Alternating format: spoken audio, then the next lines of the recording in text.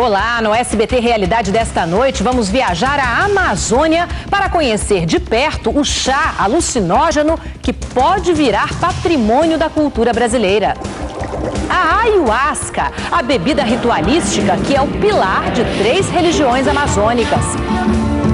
Isso não pode ser confundido com qualquer tipo de barato, com qualquer tipo de droga. Triptamina, querendo ou não, é um alucinógeno, um excitador.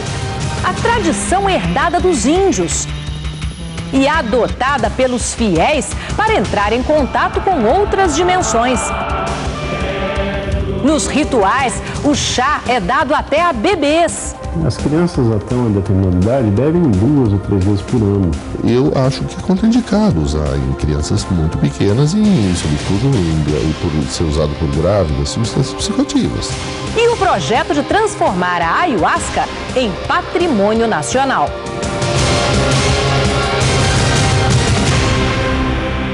Boa noite. Desde tempos imemoriais, os índios da Amazônia usam a ayahuasca como fonte de sabedoria e de comunicação com outras dimensões.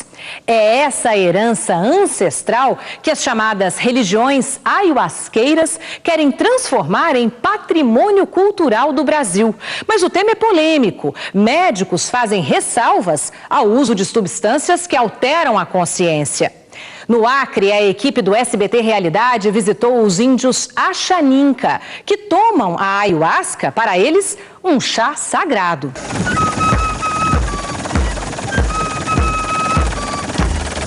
Floresta tropical,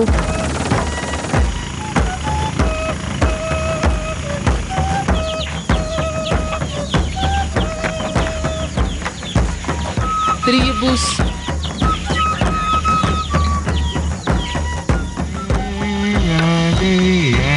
transe.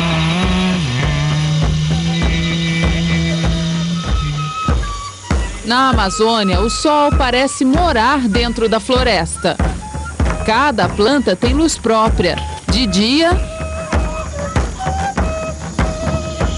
e principalmente à noite.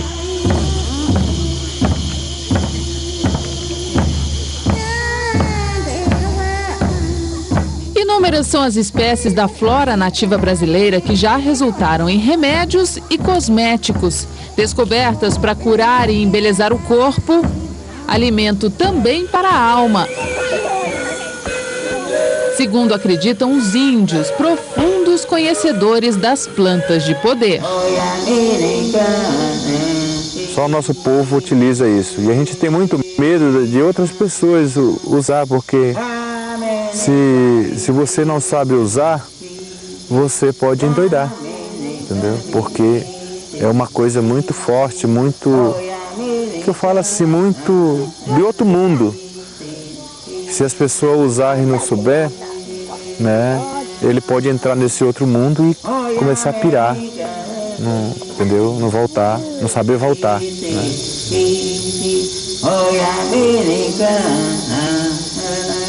Como um mestre sabe ler o alfabeto, o pajé da tribo decifra cada semente e cada folha, mesmo nesta escuridão. Para ele, as plantas têm alma, protegem e podem atacar como um animal. Isso aqui ela transforma em onça e sai, né? Então quem é dono fica cuidando. Os donos ficam cuidando para que essas onças não mexam com ninguém, entendeu? Então saia nas comunidades como aqui, mas não mexe com ninguém. Não são raros os relatos de envenenamento entre os primeiros exploradores de nossas florestas, que desprezaram a sabedoria indígena. Até hoje, alguns hábitos dos índios causam estranhamento e geram polêmica. O uso da ayahuasca é um deles. Você vive nos 2 mundos, no mundo de lá e no mundo daqui. Quando você precisa buscar algo que está precisando para o seu povo nesse mundo, vai buscar no mundo de lá.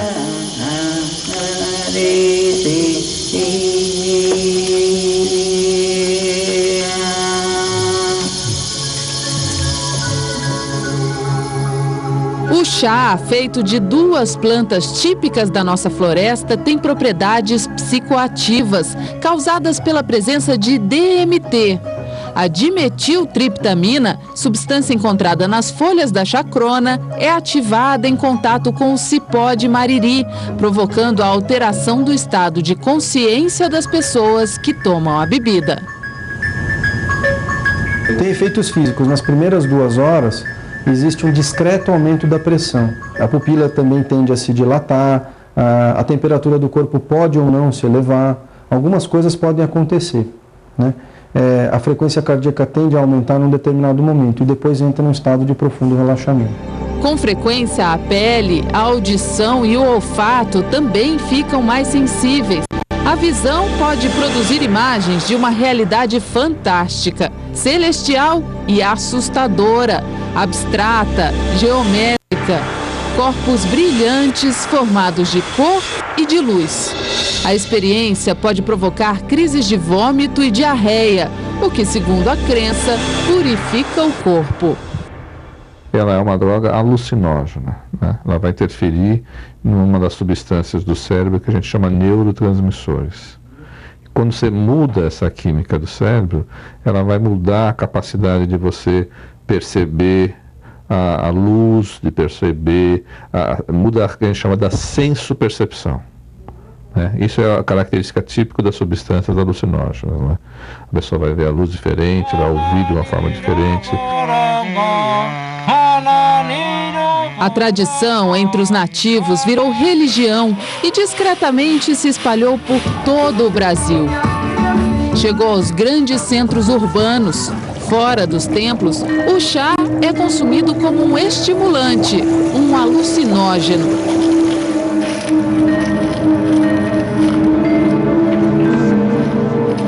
O que se percebe hoje é uma tendência na sociedade de que o chá seja usado em determinados segmentos de uma forma indiscriminada. Por exemplo, para finalidades não ritualísticas ou finalidades por pessoas que não conhecem bem os efeitos do chá. Nesse cenário, o uso do chá poderia sim oferecer algum risco. A ayahuasca é conhecido como uma substância que tem uma certa tendência a provocar euforia, alegria, até inclusive a alucinação e eventualmente uma dose maior até paranoia ou até distúrbios psíquicos, beirando a agitação extrema. Difícil controlar o uso indiscriminado do chá, que pode ser comprado até pela internet. Pacotes de viagem também oferecem a bebida como atração turística. Essa questão da expansão está gerando esse problema do comércio e da exploração turística também. Essa imagem que as pessoas têm de outros países e de outros estados da federação é de que dá-me uma coisa exótica para gente descolada, entendeu? Para artistas, para gente assim, open mind. São as perigosas distorções de uma tradição ancestral. Tão presente quanto os rios na Amazônia, a cultura da ayahuasca também permite à mente navegar por diferentes paisagens. Segundo a tradição indígena, o chá abre caminho para viagens no tempo e no espaço. E o efeito dele é como a água, que reflete a realidade. A bordo de uma canoa motorizada, nossa equipe navega pelo rio Amônia para ir ao encontro dos Axaninca, uma tribo instalada no Acre, quase na fronteira com o Peru. Cerca de 400 índios vivem aqui. A natureza é a subsistência deles, que desde pequenos aprendem a pescar, a caçar e a preparar a carne para a próxima refeição do grupo, que hoje vai comer esta queixada. As mulheres fazem o artesanato que veste a tribo com fios naturais. Só na hora do futebol é que sai o poncho e entra o uniforme de jogo.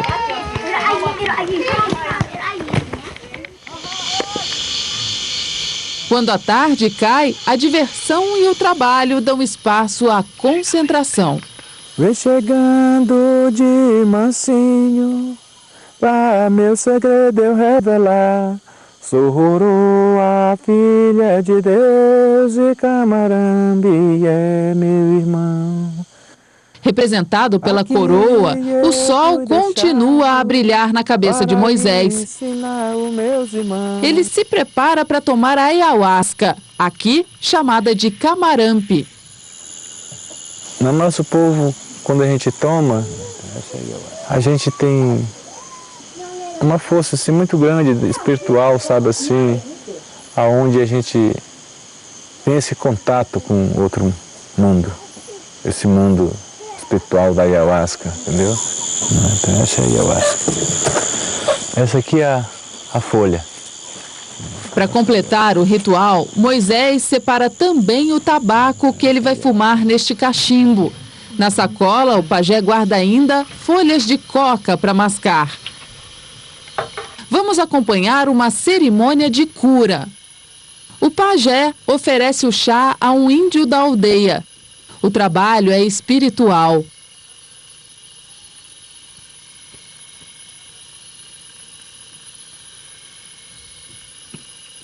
O maço de folhas purifica o corpo. Depois de algumas horas, começam os cânticos inspirados pelo efeito da ayahuasca.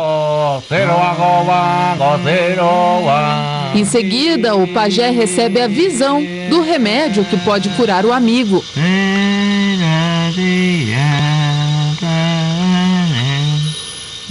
E sopra o tratamento na cabeça dele.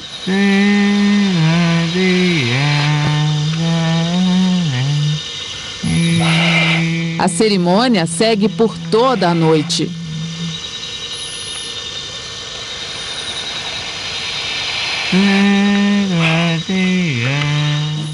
Isso não é só a cura é um deles. O camarambe para nós está relacionado com a vivência com Deus.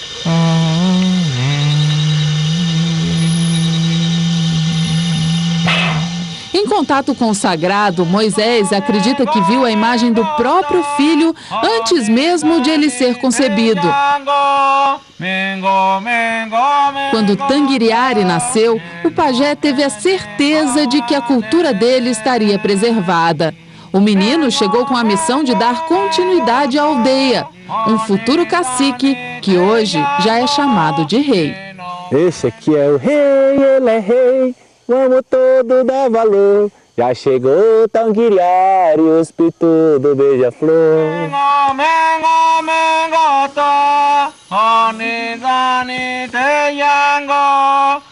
E veja no próximo bloco o Alto Santo e a Barquinha, os rituais das primeiras religiões do Daime.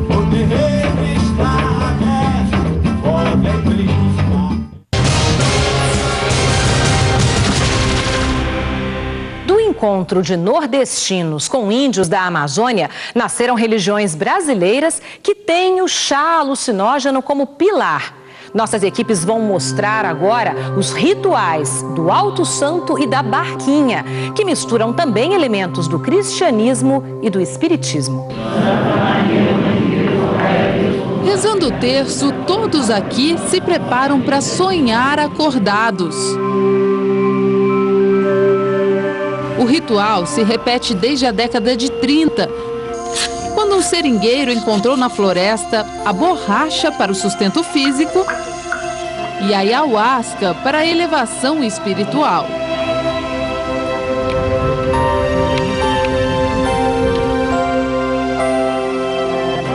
Aos poucos, foi convencendo outras pessoas de sua crença e fundou uma religião inspirada no xamanismo indígena. Dona Veriana é uma das seguidoras do Alto Santo desde criança, há quase 70 anos. Eu vi a verdade nessa doutrina, que ela não tem desvio, ela só dá verdade, só ensina o que é bom. É por isso que eu estou aqui. Como quem se prepara para uma grande festa, ela guarda com cuidado a farda de gala que vai usar esta noite. Já vou tomar o banho para me ajeitar para mim. A coroa representa a rainha da floresta, Nossa Senhora da Conceição.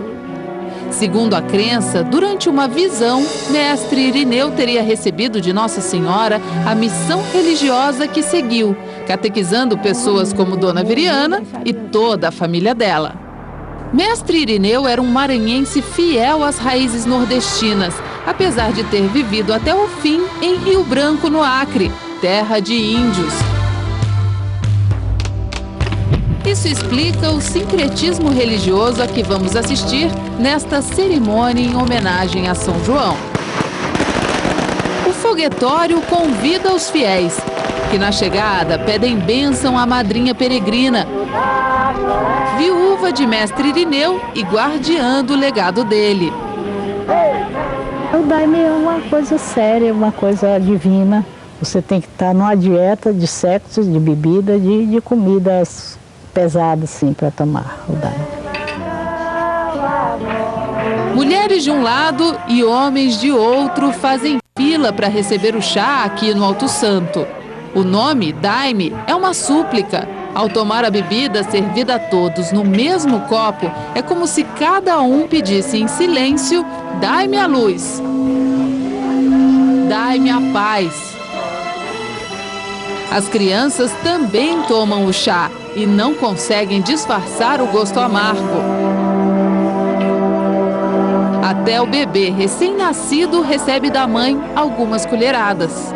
Eventualmente se pode dar daime para uma criança muito nova, ou no batismo, ou quando ela tem algum problema de saúde, que a gente sabe que é preciso tomar daime. É importante lembrar que qualquer substância química que pode afetar um adulto, os efeitos negativos, nefastos dela, em cima de um cérebro de uma criancinha, é muito pior, muito mais acentuado. Apesar do alerta dos médicos, o uso do chá em rituais religiosos está liberado pelo CONAD, o Conselho Nacional Antidrogas, desde 2004. Foram quase 20 anos de batalha judicial. A decisão do CONAD se baseou em pareceres técnico-científicos, entre eles o do Conselho Internacional de Controle de Narcóticos da ONU. Hoje, decidir se os filhos podem ou não tomar a bebida é responsabilidade dos pais, que aqui parecem se importar em primeiro lugar com a crença.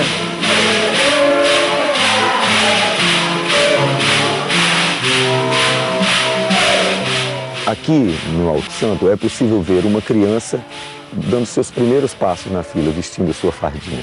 A mãe dela numa fila um pouco atrás. A avó numa fila mais assim e a bisavó sentada numa cadeira ali. É possível ver 4 gerações dentro do trabalho, às vezes 5 em algumas ocasiões. É uma sequência de várias gerações que mostra uma tradição familiar. Isso não pode ser confundido com qualquer tipo de barato, com qualquer tipo de droga, com qualquer tipo de loucura que possa ser encontrada em fanatismos soltos pelo mundo afora. A partir dos ensinamentos de Mestre Irineu, foram criadas outras religiões. A doutrina pregada nesta igreja é outra, mas o daime distribuído antes de a sessão começar é exatamente o mesmo. Vestidos com roupa de marinheiro, os fiéis homenageiam um dos ofícios de Mestre Daniel, fundador em 1945 desta outra linha religiosa que ficou conhecida como Barquinha. É uma crença reencarnacionista, é uma doutrina esotérica que nós estamos nos preparando para não voltar mais a este vale de lágrimas, de dificuldades a essa vida, a esse planeta que está em constante mudança e se destruindo pela ganância do homem, né? Nós estamos aqui nesse trabalho do Mestre Daniel para nos preparar para o dia da redenção.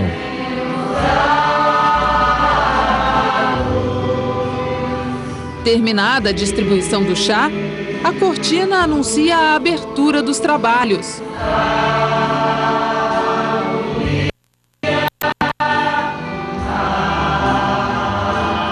A maioria se concentra de olhos fechados. Sentadas em volta de uma mesa em forma de cruz, as pessoas cantam os hinos de Mestre Daniel e experimentam uma espécie de transcendência.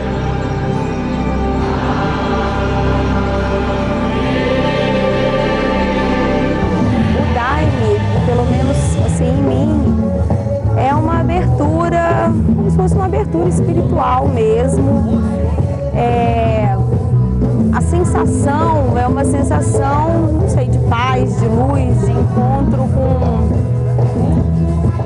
o divino mesmo. Seja feita a vossa vontade, assim na terra como no céu. Eu me senti assim, viajando a 1.000 quilômetros, 2.000 quilômetros por hora, não sei assim, rente o céu, entende? É aquela viagem assim, e é aquele ser assim que eu não via ele, mas ele ali falando no meu ouvido, que eu iria ser muito feliz se eu, a partir daquele momento, eu não retornasse mais para os vícios, aquela coisa toda, né? E que eu seguisse um caminho de luz, né? Um caminho sagrado, né? Foi assim que Marcos deixou para trás o alcoolismo. Adeptos do chá acreditam que, além das propriedades psicoativas, o daime também tem poder curativo.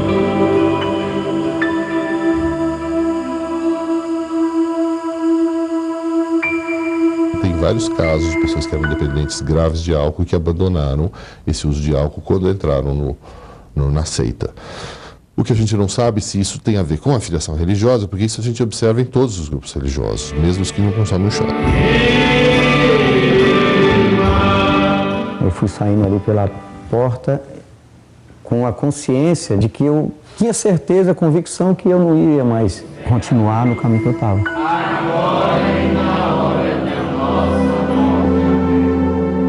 Fora da igreja, o ritual continua. Agora, os soldados de Mestre Daniel seguem em fila para o coreto. Ali vai acontecer um baile que, segundo a crença, deve reunir várias entidades. Incorporadas, elas vão dançar com os fiéis.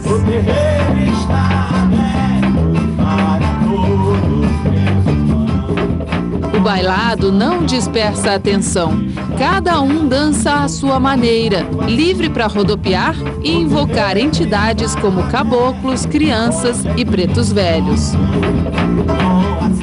Muitas vezes o aparelho acha que está só se divertindo, mas se ele tiver uma unidade mais aprofundada, ele vai ver o que ele está fazendo, que na verdade é um trabalho. Aí não é um divertimento em si, mas é um trabalho muito sério.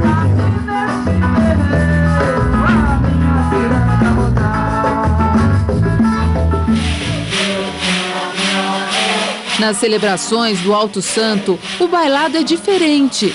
O inário do mestre Irineu, além de cantado em coro, é dançado de maneira coreografada. 2 para lá e 2 para cá. O ritmo é marcado pela maraca. Como na Igreja Católica, os seguidores do Alto Santo também têm o hábito de se confessar. Mas aqui, o pedido de perdão pelos pecados é feito através de um hino. Eles cantam em conjunto e fazem suas reflexões individualmente, sem o intermédio de ninguém. Deus divino, Pai do céu, para eles, o chá do daime permite a ligação direta com o mundo dos espíritos. Nesta hora, velas são acesas. Eu digo que aqui quem não vier pela verdade vem pela beleza.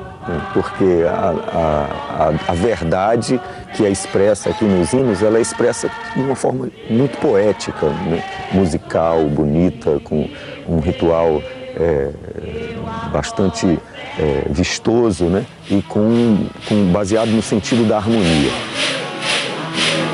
O inário, ele é difícil definir, mas ele é uma representação da dança do universo. O hino dele canta: eu balanço tudo quanto há. Eu chamo o sol, chamo a lua, chamo as estrelas, chamo o vento, chamo a terra, eu chamo o mar, entendeu? Para todos vir me acompanhar. E eu balanço tudo enquanto há.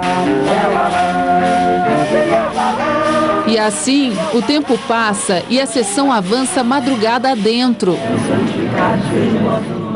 A resistência física das pessoas que participam dessa cerimônia chega a impressionar. Idosos e crianças estão de pé desde as 6 horas da tarde. Agora são quase 5 horas da manhã e a sessão está terminando com uma cerimônia de batizado. Não tem cansaço, não. O daime é que fortifica a gente, que fortalece, é ele que está dentro da gente, que faz o trabalho. Segundo os médicos, na verdade são as substâncias presentes nas plantas que tiram a sensação de cansaço. O desgaste físico de fato acontece. O batismo é coletivo. O dirigente coloca uma pitada de sal e algodão embebido em daime na boca de cada criança.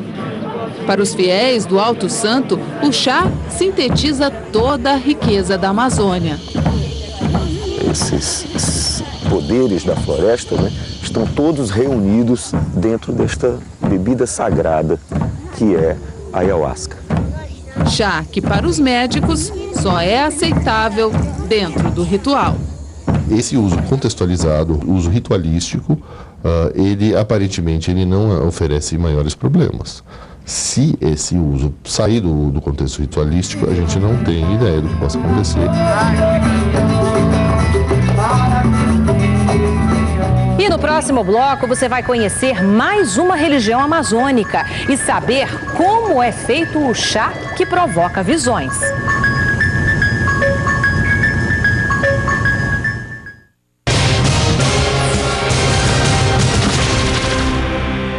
Eles rebatizaram a ayahuasca de O Vegetal. Nascia mais uma religião amazônica. E neste bloco vamos conhecer o ritual da união do vegetal e a família que toma o chá unida. Em cada estado brasileiro, com exceção de Sergipe, existe um templo como este. E em volta dele, uma plantação de chacrona e outra de mariri. Juntas elas vão formar a ayahuasca. No idioma quechua, falado pelos índios, ayahuasca quer dizer cipó das almas. O cipó cresce em direção ao céu. Para colher, é preciso subir no alto da árvore e desenroscá-lo. E aqui embaixo, muita força para puxar. Se pendurar mais gente aqui, fazer peso que ele vem. Igual. Junto. Tem o lado também espiritual, o lado místico da situação. Que é a gente trazendo de cima, porque nós sabemos que o mariri, a chacrona é misterioso, o mundo vegetal é mistério. Então tem o lado misterioso. A gente trazendo de cima para trazer os mistérios para nós. Bora! Você já junto. Junto. Pronto. Segundo a crença das religiões ayahuasqueiras, o mistério só vai se completar quando o mariri encontrar a chacrona. O cipó, ele é responsável pela força e a chacrona pela luz, né? Se botar muita chacrona, o que acontece? Fica a força fica, o vegetal fica com mais luz, então a borracheira fica maneira. Borracheira é como os adeptos da união do vegetal chamam o efeito provocado pelo consumo do chá, que será preparado logo após a colheita. As folhas deste arbusto guardam uma substância psicoativa. Colho as folhas de chacrona como quem junta as mãos, sacia a sede em uma fonte e vê estrelas refletidas na água. Doces águas. Uma pergunta fica sem resposta. Chove no coração de ayahuasca? Minhas mãos, molhadas, guiadas por um sentimento único, navegam em cristais, louvando o Criador. Ah, bendita mão que semeou tanta luz em verdes caminhos, na verde floresta, em meu verde coração. Esse texto faz parte de um livro que eu escrevi chamado A Estrela da Minha Vida. Eu bebo o vegetal pela União desde 1976. A União do Vegetal foi criada em 1961 em Porto Velho, capital de Rondônia. Hoje, reúne um total de 13 mil membros. Mestre Monteiro foi o 5º adepto a se associar. Quando nós começamos lá com o Mestre Gabriel, era embaixo de uma casinha coberta de palha, né? Piso de chão batido, né? Poucas pessoas, quando eu cheguei talvez tivesse umas 12 pessoas quando eu cheguei. Hoje, Mestre Monteiro é a autoridade máxima da religião que rompeu até as fronteiras do Brasil, apesar de ainda ser pouco conhecida. Nós não somos uma religião secreta, mas somos discretos. Não há necessidade né, de fazer propaganda da nossa religião. Mesmo sem alarde, a polêmica em torno das propriedades psicoativas do chá foi parar na Suprema Corte Americana. A dimetiltriptamina, encontrada nas folhas da chacrona, é proibida para consumo humano nos Estados Unidos. Foram 5 anos de processo judicial até que a união do vegetal fosse autorizada a se instalar em território americano e os fiéis a consumir o chá sem problemas com a polícia. Agora, a religião tem sede também na Espanha. Isso é uma coisa que não é nem tão bom de falar, porque as pessoas acham que a união vai dominar o mundo e muita gente pode até ter medo disso. Quando é uma coisa tão simples, como dominasse o mundo pela paz, que beleza seria, não é? Com a expansão das religiões auasqueiras Brasil afora, as plantas típicas da Amazônia já podem ser encontradas em outras regiões do país. Nós estamos em Goiânia. Há 10 anos, esse espaço era todo tomado por plantações de arroz, feijão e milho. Hoje, a vegetação é cultivada para o preparo do chá, indispensável nos rituais. A união do vegetal, o vegetal é o nosso sacramento, é a nossa comunhão. Assim como o êxtase das religiões orientais, assim como existe um momento de êxtase também nas igrejas católicas, na evangélica, existe também na união vegetal. Isso eu acho que tem alguma coisa que a gente vê de sagrado. James Allen é assessor parlamentar, trabalha no Senado Federal e segue a doutrina ayahuasqueira há quase 30 anos. Quem me levou foram meus pais, né? Eu tinha 20 anos quando eu cheguei lá. E eles me levaram e eu me casei, levei a minha mulher levou os irmãos dela. Minha mulher não, foi eu mesmo que chamei os irmãos dela também, o pai dela, o meu sogro também vieram. E aí os meus filhos hoje seguem no união vegetal, nós todos bebemos o chá. O jornalista tem 4 filhos com Isabel, com quem já comemorou até bodas de prata. E os 4 começaram a tomar ayahuasca antes mesmo de nascer. Não, eu bebi vegetal no dia que eu ia ganhar eles, que eu fui tê-los, né? Eu bebi vegetal, fui para o hospital com borracheira e sentindo assim borracheira. Eu vi assim, momentos antes de entrar para a sala de cirurgia, que todos foram cesariana, né? Antes de entrar para a sala de cirurgia, ele apareceu para mim na borracheira, igualzinho quando ele tinha uns 10 meses, 11 meses. Falou: oi mãe, bem loirinho, bem azul, igual ele era, assim, bem sapequinha. Eu sou Davi. Por um lado, a gente fica relativamente tranquilizado de não ter detectado alterações em quem começou a consumir nessa faixa etária. Por outro lado, à luz do que a gente conhece, do que é a formação do cérebro, o que é a formação do organismo, eu não recomendaria que nenhuma grávida tomasse nenhuma substância que tivesse um efeito psicoativo, porque a gente sabe da vulnerabilidade do cérebro durante a gravidez e mesmo nos primeiros anos de vida. É uma família que vive em harmonia e não destoa das outras. É a união, exatamente isso, a união, que as pessoas assim, são amigas. Para o caçula, Arthur, os maiores problemas são o sabor do chá. É amargo, né? Mas eu tomo, boa sensação, eu gosto. Tomo porque, assim, eu gosto, não tomaria, né? E o preconceito dos coleguinhas da escola. Na minha sala mesmo, às vezes tem preconceito, só porque eu sou espírita, os meninos, você é macumbeiro, você faz macumba, você é do lado do mal e joga coisa ruim o pessoal. Fala assim, nada disso.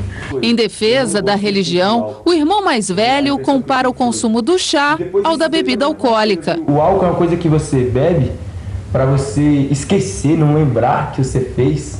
Diz que a gente bebe o vegetal para recordar. E não para esquecer.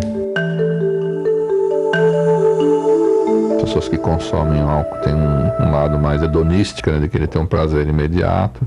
Eventualmente, a pessoa que usa a ayahuasca está buscando uma experiência religiosa e acha, porque a busca ou a motivação de uso é diferente, que o efeito cerebral vai ser diferente. Isso a gente não pode comparar, porque o efeito do álcool é um e o efeito de um alucinógeno com ayahuasca é outro. Eu peço luz que venha nos clarear. Eu gosto de lá porque quando a gente está de borracheira, às vezes dá um momento, assim, uma sessão que fica um silêncio, assim, um silêncio muito bom. Você pensa, assim, um silêncio profundo que eu acho, assim, muito importante. E que dá um arrepio, assim, né? Porque o ser humano, às vezes, não tem esse silêncio dentro dele, assim.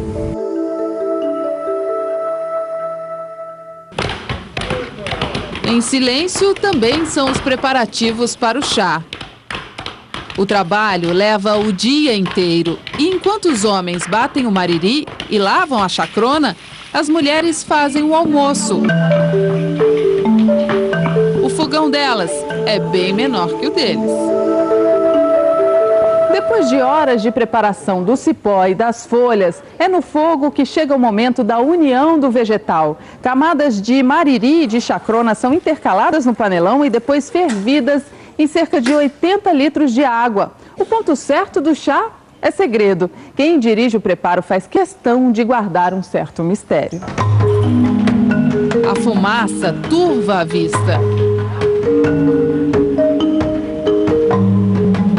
A fervura tem cor da terra e borbulha no caldeirão. O grupo não descuida do cozimento.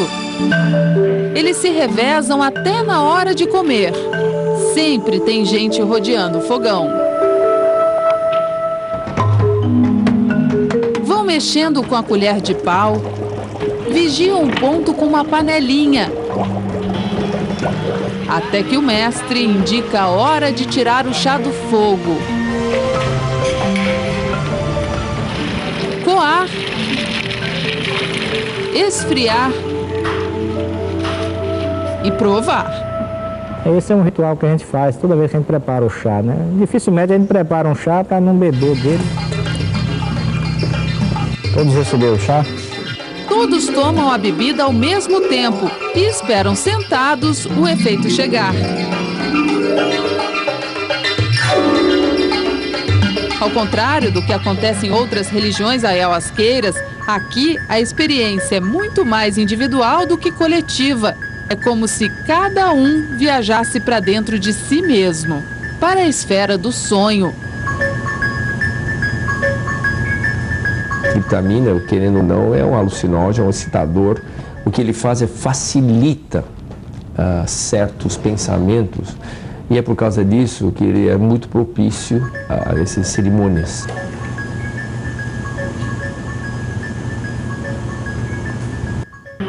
Na sede da União, o ritual também é mais contido. Depois de tomar o chá, os fiéis uniformizados passam 4 horas sentados, ouvindo anúncios da congregação e cânticos deixados pelo mestre Gabriel, que invocam a magia da floresta e ecoam dentro de cada um. Não é fácil a gente expressar com as palavras aquilo que a gente vivencia durante o período da borracheira, né? Dentro de uma borracheira é se olhar, né? Isso é um ensinamento. Seria ótimo, né? Se tivesse uma substância que te mexa no seu cérebro e que só tenha lado bom. Eu não conheço. Seria ótimo. Não tem uma posição moral contra isso. Só que, infelizmente, o cérebro é complexo, quimicamente. Se você desregula uma coisa, mesmo que você tenha um efeito benéfico imediato, vai desregular outros aspectos.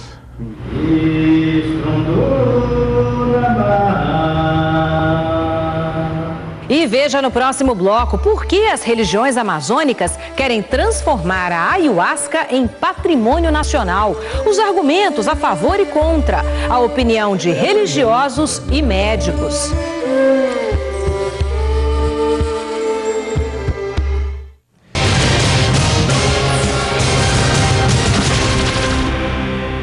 Para os adeptos das religiões ayahuasqueiras, o chá é um patrimônio cultural do Brasil que deve ser reconhecido como tal. Mas para os opositores dessa ideia, o reconhecimento incentivaria o uso indiscriminado de uma substância com sabidos efeitos alucinógenos.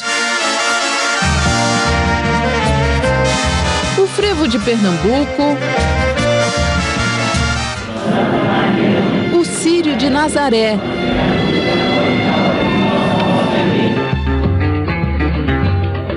o samba do Rio de Janeiro. Todas essas manifestações culturais já foram reconhecidas pelo Instituto do Patrimônio Histórico e Artístico Nacional.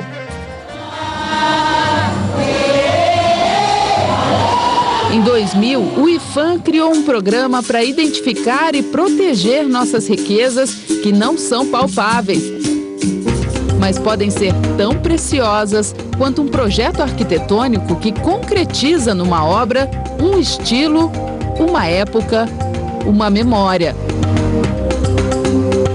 Não é todo dia que se constrói um símbolo nacional, principalmente quando o assunto é cultura, um chamado bem imaterial que, para ser reconhecido, precisa dos alicerces de uma tradição popular.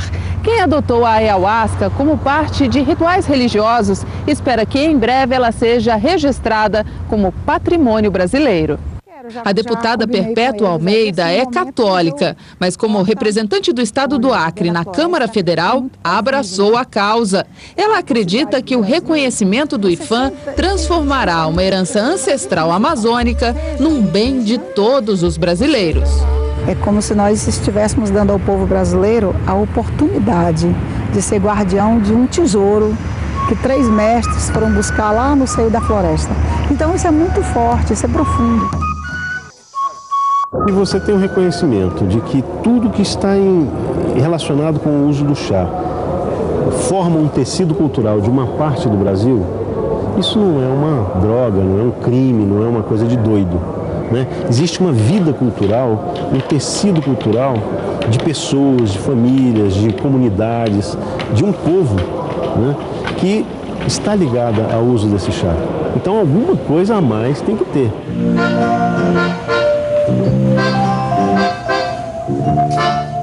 Então o que vai mudar? Vai mudar que as pessoas passam a conhecer mais a religião, as religiões que utilizam ayahuasca, não só pelo aspecto estranho, olha, é um povo que bebe um chá, não, mas pelo aspecto que é um povo que tem uma cultura, que é um povo que está formando uma história muito bonita no Brasil, um povo que cria seus filhos, é um povo que canta, é um povo que brinca, é um povo que ri, é um povo que chora. Então você está formando todo um tear de uma cultura muito bonita, muito especial, ainda desconhecida por milhares de pessoas no Brasil.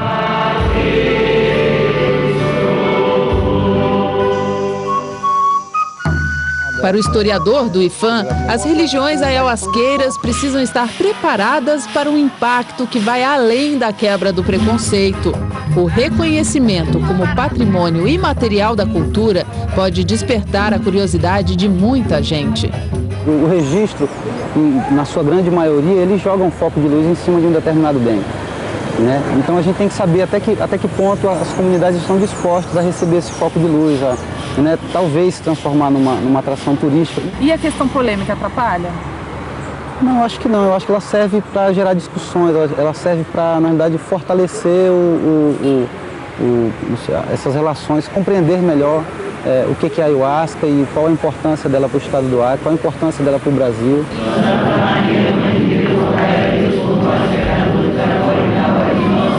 Às vezes eu fico pensando, meu Deus, quando eu estou na igreja, que eu estou participando daquela celebração do vinho, do pão, isso para mim é sagrado. E o mesmo sentimento é de quem está tomando o chá naquele momento. E quem toma o chá com esse espírito da religiosidade, de se aproximar do divino, de tentar ser mais puro, de tentar fazer uma limpeza interior, no corpo, na alma, então deve se sentir dolorido, perseguido com essa outra versão que as pessoas fazem. Quem questiona cientificamente o consumo do chá se preocupa com a transformação da ayahuasca em patrimônio cultural. pode criar uma situação de uma falsa segurança em relação ao uso dessa substância, porque ele recebeu eventualmente uma aprovação superior, é que como se pudesse usar essa substância de uma forma indiscriminada. Eu acho que devemos levar em consideração que nós estamos falando de uma droga psicoativa, né? E que não deveria ser usado em todas as situações. Deveria ser circunscrita, muito bem circunscrita num contexto religioso, né? A opinião do psiquiatra é um consenso também entre os próprios representantes das religiões que consomem a ayahuasca. É também uma preocupação nossa o reconhecimento pelo Estado, porque as pessoas podem achar o daime está liberado, é reconhecido como patrimônio imaterial da cultura brasileira, então todo mundo pode tomar de qualquer jeito. Não é bem assim. O daime deve ter uma orientação, uma casa que tenha um preparo para administrá-lo, para colocar as pessoas para que elas se orientem e não que fique apenas como uma curtição, né? Apenas como um grupo de pessoas que se reúnem para curtir um barato. Não é bem assim. O processo de reconhecimento deve durar 1 ano e meio. Enquanto isso, a discussão é saudável. Traduz o quanto é rica e diversa a cultura brasileira.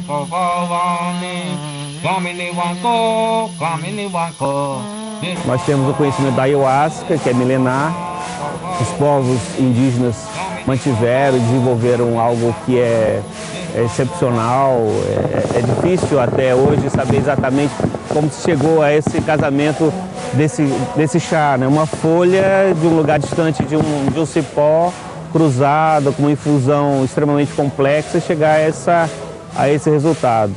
Casado com toda a religiosidade nordestina. Então a gente tem um encontro de cultura dos índios com a cultura nordestina, que resultou nesse encontro muito interessante. Nós somos o Brasil, nós somos a cultura brasileira, nós somos o Brasil que o Brasil não conhece. E nós somos um Brasil bonito, um Brasil sábio, um Brasil ponderado, um Brasil profundo, que conhece a natureza e respeita a natureza em que vive. E é preciso que o Brasil tome a si próprio como um patrimônio. O patrimônio da sua história, o patrimônio da sua evolução. Nós estamos oferecendo ao Brasil essa oportunidade de tomar em suas mãos a riqueza trazida pelos sábios da floresta e dizer: isso faz parte do nosso patrimônio, isso é a nossa cultura, isso é a nossa cara, é a nossa identidade.